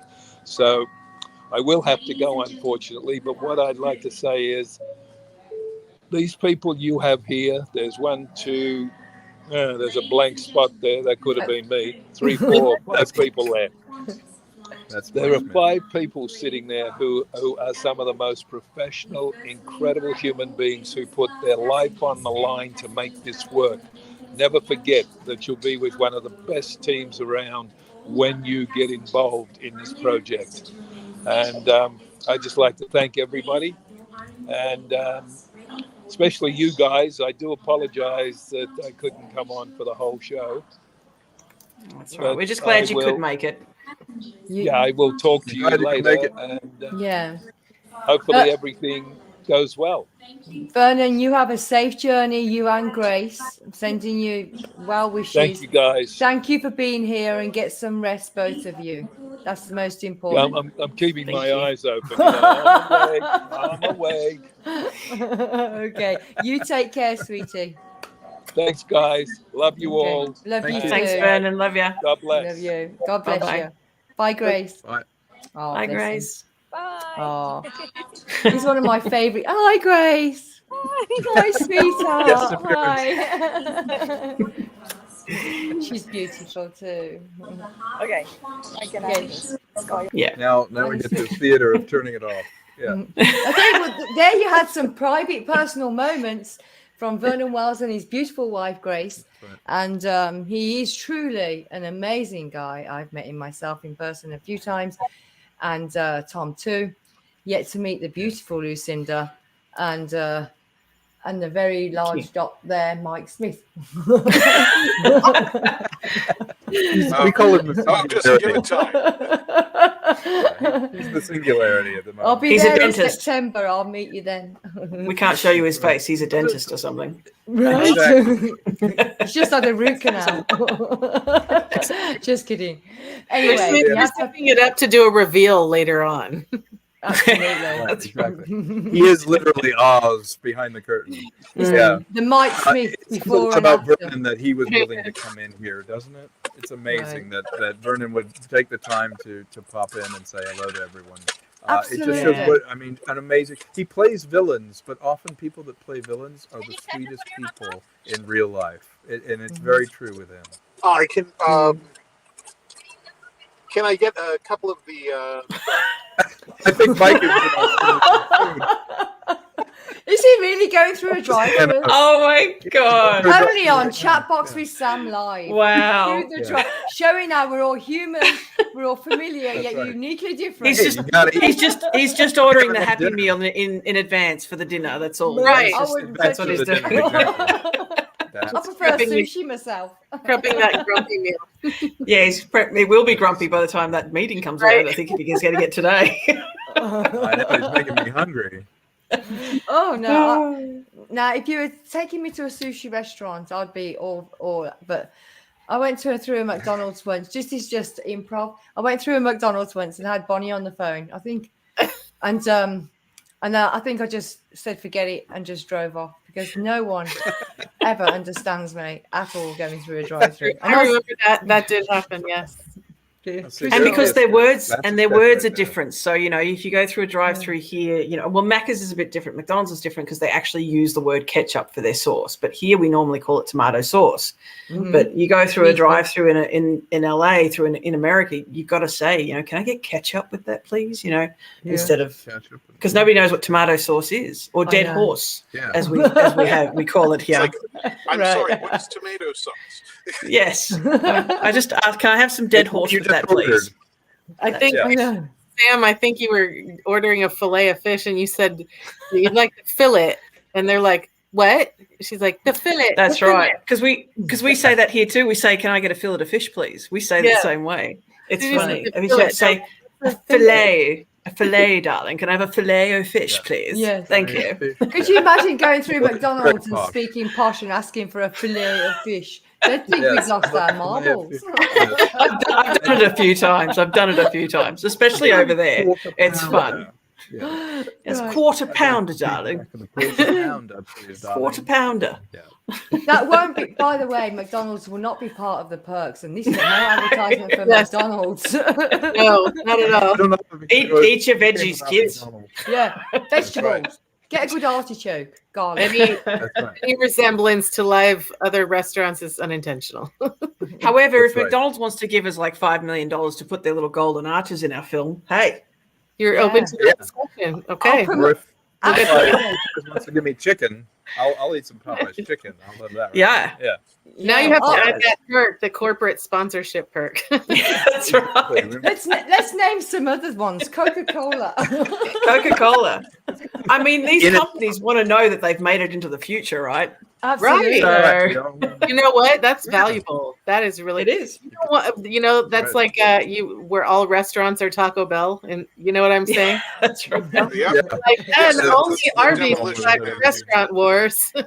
See, for me, it would be Nando's. Let's just bring Nando's into the future, and everyone else can, bugger off. But well, we need to bring something to do with pirates. So we'd have to bring seafood. So because of pirates, like Captain D's or something.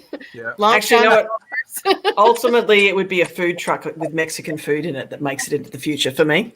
That would be perfect. That would really happen. A Mexican food truck. Mexican food.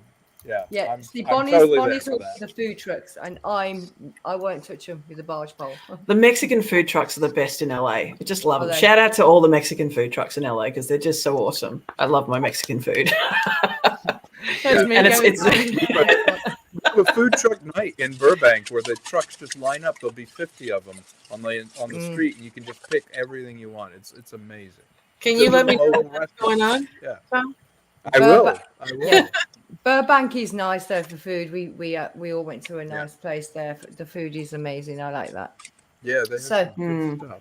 Yeah. So anyway, perks. Oh yes. So there's only a few more perks.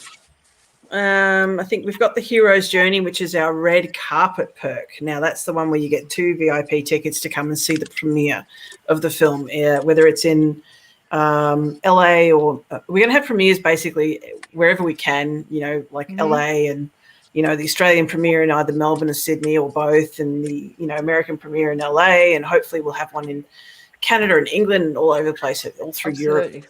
We'd love to just go worldwide with this thing and have it be that popular, but you never know, right? So we have to, we're going to give, so depending on where people live, obviously travel and accommodation again are not included, unfortunately, but depending on where you live, you can sort of opt to have the perk carried out in that city if there's a premiere closer to you, so that you're not having to worry about too much travel or accommodation. So we are hoping to have it in some of the major cities and have those VIP tickets available to whoever wants to go along. There are only 20 of them there, so get in while it's sort of early. And then we've got 3 seminar perks, basically seminars on producing VFX and screenwriting. And Mike is doing our VFX seminar, Tom is doing our screenwriting seminar, and I'll be doing the producing seminar. And that's basically us sitting, going through everything that's basically all the steps that are involved in the processes of those respective areas, and working with the people that want to understand that sort of area a little bit better, or have some experience, or talk to somebody who's got that experience. And that's basically what that perk is there for. So there's that. And then there's our last 2 perks. Another one of my favorites, Adopt a Pirate. We do love our pirates. So basically we want to adopt them and give them your name. So there's plenty of characters in the film, lots of different pirates and lots of different characters in the film. So there's currently 15 of that perk, Adopt a Pirate, available, where you get to kind of have your name appear as one of the pirates. That's fantastic. Yeah, which is very cool. You'll also get, obviously, hard copies of everything. So a signed copy of the script, a Blu-ray of the film. You'll get the IMDb film credit. And your name will actually appear as a character on IMDb as well. You get the soundtrack for this CD and the film poster print. So that's a pretty cool perk, we think. And we'd love to have people, buy that perk and have their names appear as the pirates' names in the film, which we think is pretty cool. There's Emily and Krista. Emily is on the left, Emily Coop. And Krista Vendy is on the right here. Yep, that's right. And their characters. In their character sort of representations. And then for the last perk, the final perk, the Leviathan perk. This is our sort of biggish, our final one. And this is the executive producer perk. So this is, you give us this money and, you'll be treated like an executive producer. So you'll get everything that all of the other perks sort of get, and plus the VIP red carpet tickets, the executive producer credit, not only in IMDb, but also in the film. You'll appear as an executive producer in the credits of the film, and all the hard copies of everything else that comes with that. So, yeah. And any investors out there that are interested, you know who to contact. They're sitting right there. That's Tom, right. Tom. That's right. Hit me up. And hit them up.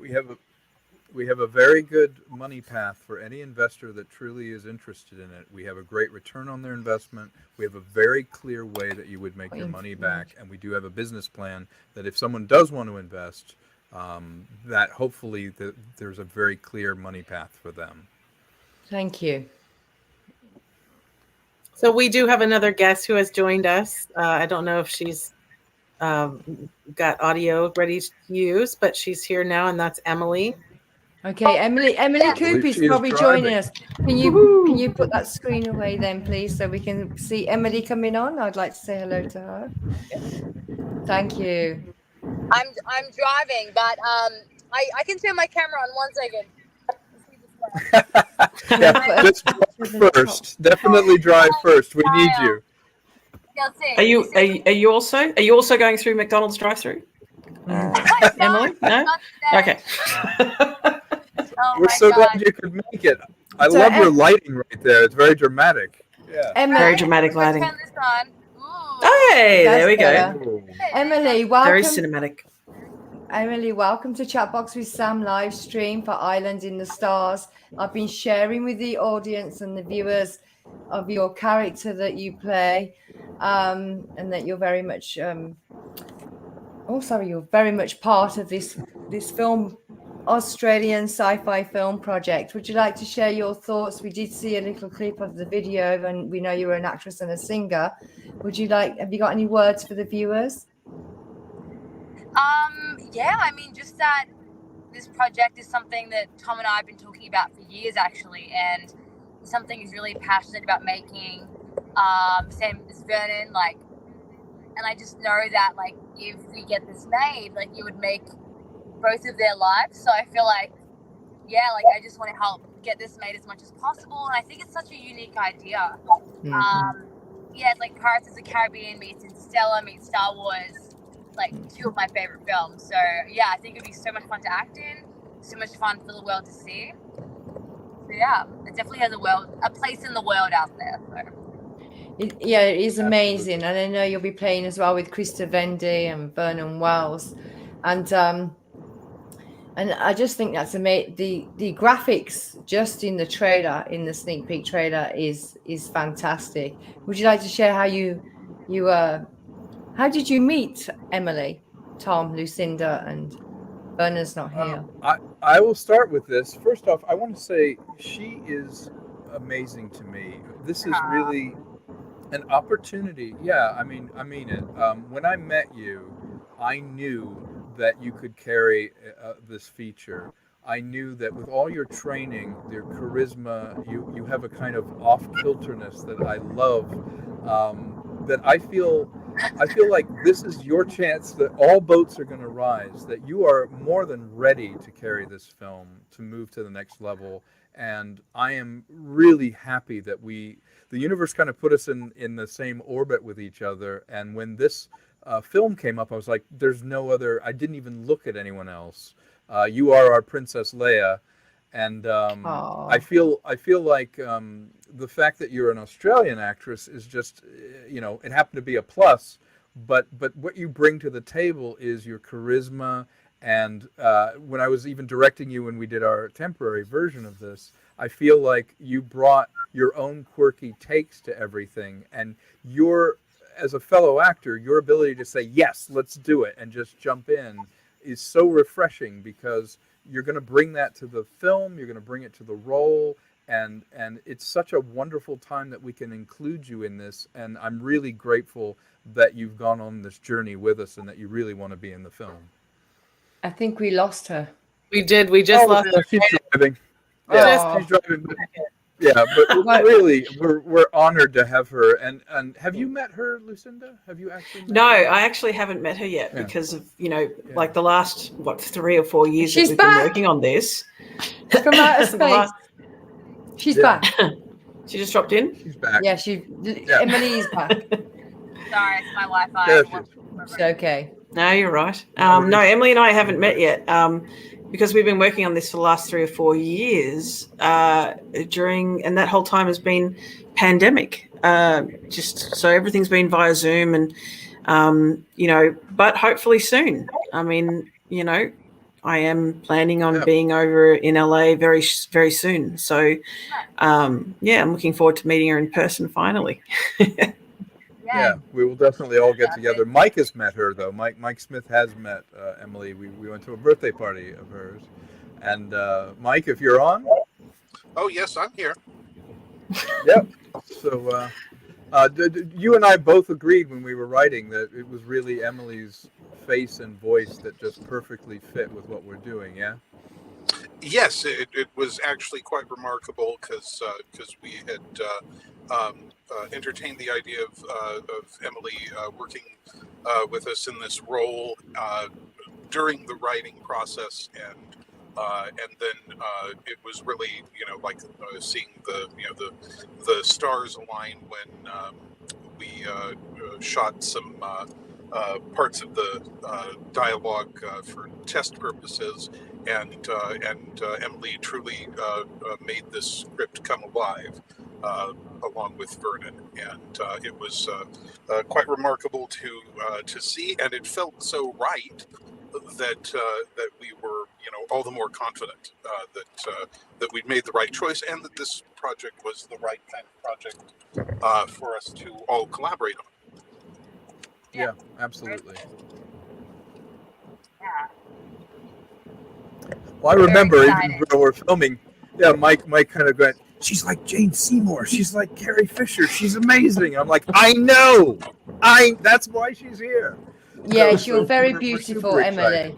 You're very beautiful. Yeah. Oh, thank you. I'm glad you can tell from this upward angle of my car through the window. You're especially beautiful when you're menacing. Are you in Los Angeles, Emily? I am, yes. Oh, good. I'll come and meet you myself. I'll be there September. Yeah. Oh, perfect. Yeah, shoot me a message. Yes, I will. You know. I want us to do another shout out to Bill Kilpack, who's also bought our Shot Across the Bow perk. Thank you, Bill. Woo, Awesome. Bill Kilpack, he's a writer. Thank you, Bill. You are awesome. That's awesome. I can't because my phone's off. But I Thank will. you so I will much definitely. Yeah, absolutely. So you're that's great. Emily, for popping in. I know you're driving. I don't want to distract you, but we also have an exciting little interview reel coming up that will be on our Indiegogo page in the future, where we get to see more of her thoughts. And I love the way it turned out. But that's one of the extras that will be. So keep coming back to the Indiegogo page. We're going to be dropping different sort of deeper dive interviews with each individual person as we go, and hers will be one of the first. Absolutely. Thank you very much. Yes, because Emily does play Jackie Driscoll in Island of the Stars. That is her character. So she's one of the main characters with Vernon. So look for her on screen in Australia. Yes. Oh my god, I'm so excited, guys. But yeah, thanks for having me. Yeah, I guess I better go so I don't. Yeah, please drive safe. Thanks very much, Emily. Thank you, Emily. Tennis rematch soon. Oh my god, yeah, let's do it, Tom. Sounds good. Bye, Take guys. care. Nice to meet you. Bye. Good night. Drive. Bye. Be safe. Bye-bye. Bye. See ya. Yeah. Bye-bye. So everybody, we're going to wrap this up in a minute, but obviously we're going to have a few last words from Tom, Lucinda, and Mike. I want to also thank Bonnie, because without Bonnie doing all the behind the scenes stuff for this live stream, she's far more computer savvy than I am, and I would not be able to have done this without her. So thank you, one of my best friends. Thank you, Bonnie. Best Awesome. friends. Yes. And yes, we all thank and you. collaborator. Yes, Yes. she's wonderful. So thank Bonnie, you, you're Bonnie. amazing. And while you're doing it, Samantha, you've been amazing too. Yes. This is all about people coming together that are like-minded and helping each other out. And Absolutely. You didn't need to do this, but you did, and it shows a lot of both of your character, that you've given your time and you've taken it on, and you feel like part of the family now. So we're very grateful for you. No, I really enjoyed this. I do enjoy the live streams. I have to admit, at first, my heart was beating out of my chest. I had to pick it up off the floor because I get nervous with live streams. Mine too. Yeah. But I've really enjoyed it. I've met Tom and Vernon, and they're wonderful people. And if you can help a friend out, then help them out. And anything in the future, if you need any more live streams, Bonnie and I would love to help you with that. Obviously, so this is an amazing project. And if it was something that wasn't going to be amazing, I'd be like, yeah, I'm going to pass. I don't think we're going to do a live stream on this. I don't think it's going to work. I'm a bit busy washing my hair. Or I would. Got a headache. Sorry, I've got a headache. That's the classic, isn't it? Sorry, love, I've got a headache. Sorry, I've got a headache.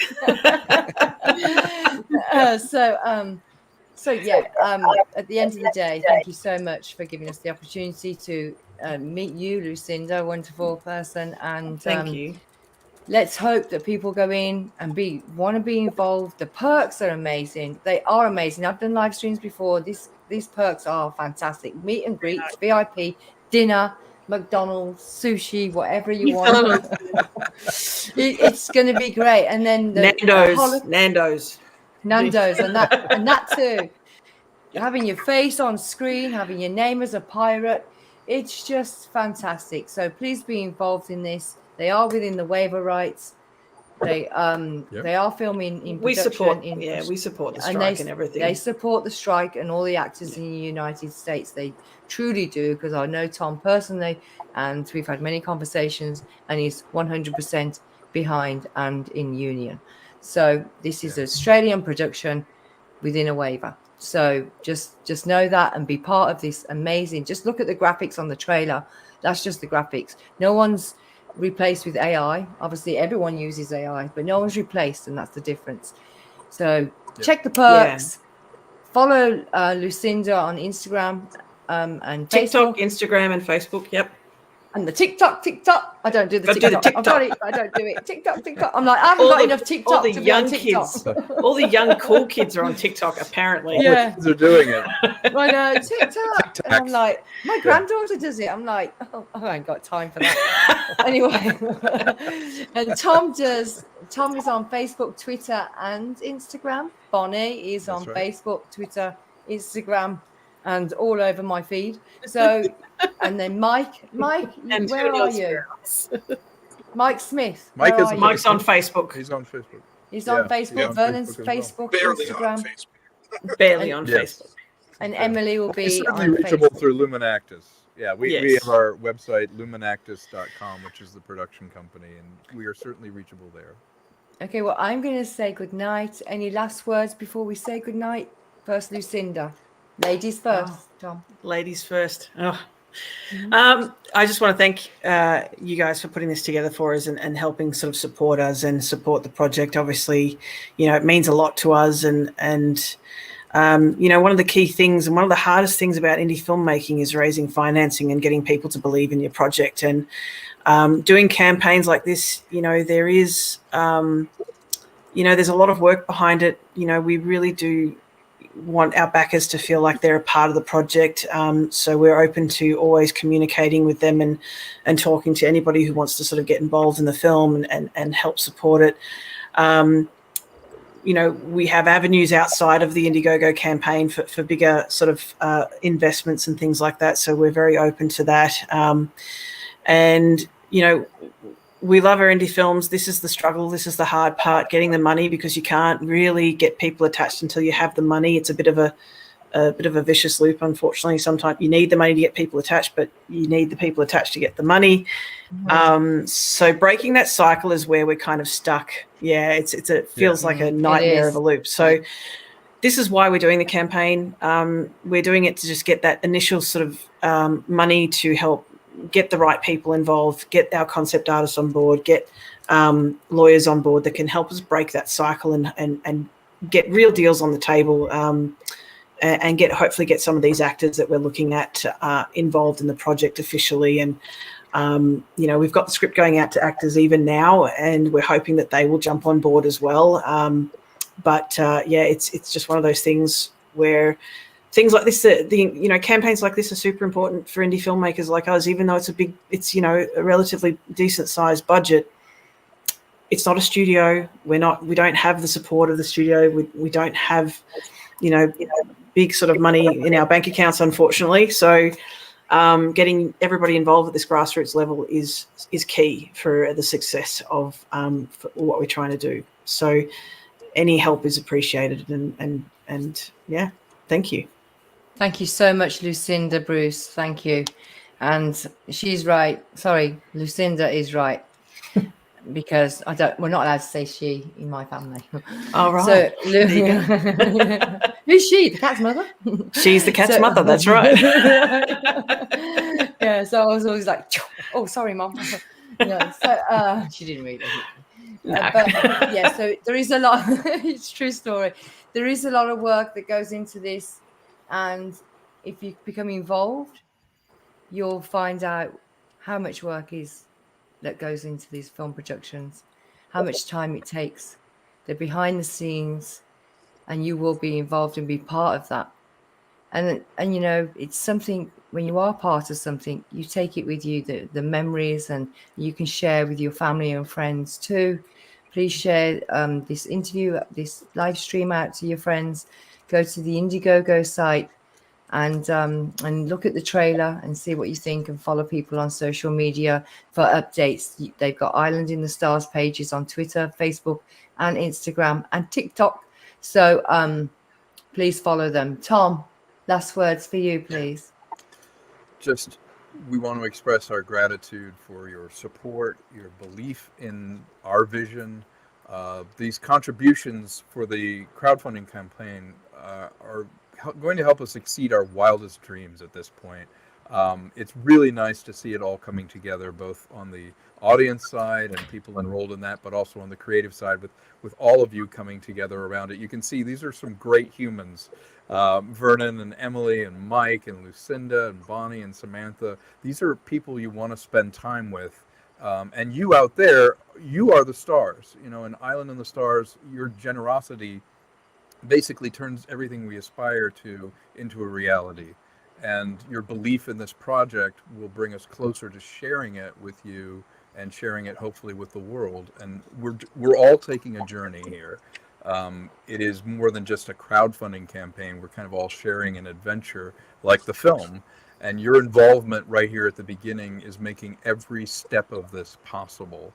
And you are valued and you have an impact. You know, contributions, big or small, are going to leave a mark on this project. And your support helps us make leaps that otherwise are impossible, because we don't have, as Lucinda said, we don't have deep pockets. We are scrappy little independent storytellers, and you are helping fulfill this promise.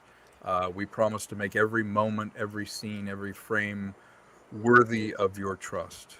And this ongoing partnership is something that, you know, your name is going to be etched in there in our gratitude. And we, from the depths of my heart, I really want to thank you for being part of this and really bonding with us over this crowdfunding and the film. It just is a shared passion for the arts, and thank you so much for having us. Thank you so much. As I say, go to the crowd, the websites. You have a website. Go there, look for updates on social media. Thank you for being here today on Chatbox with Sam. Please like and subscribe the channel. Tom also has a YouTube. Please like and subscribe on his, and follow us on social media.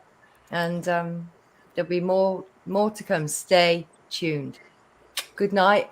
Blessings to you all, and be safe and be kind to each other. Thank you. All right. Au revoir. Thank you so much. Thank you. Auf Wiedersehen. Tschüss. Ciao. Ben. Adios. Now, salute. Cheers. Salute. Cheers. Cheers.